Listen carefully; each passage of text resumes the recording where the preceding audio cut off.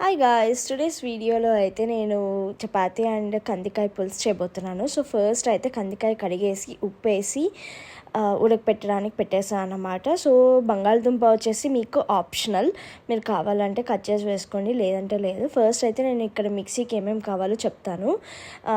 పచ్చి కొబ్బరి తురిమి అండ్ పచ్చిమిరపకాయలు ఏపి, అల్లం వెల్లుల్లి కొత్తిమీర, కొద్దిగా ధనియాల పౌడర్ అండ్ ఆనియన్స్ కూడా వేసేసాను.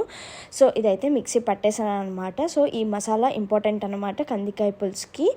సో అది కందికాయ కొంచెం ఒక 50% ఉడికిన తర్వాత ఈ మసాలా కూడా వేసి ఇంకొక 50% ఉడికియండి. లాస్ట్లో నేను తిరగవాత వేసుకున్నాను. సో ఇలా నా కందికాయ పులుసు అయితే రెడీ అయిపోయింది.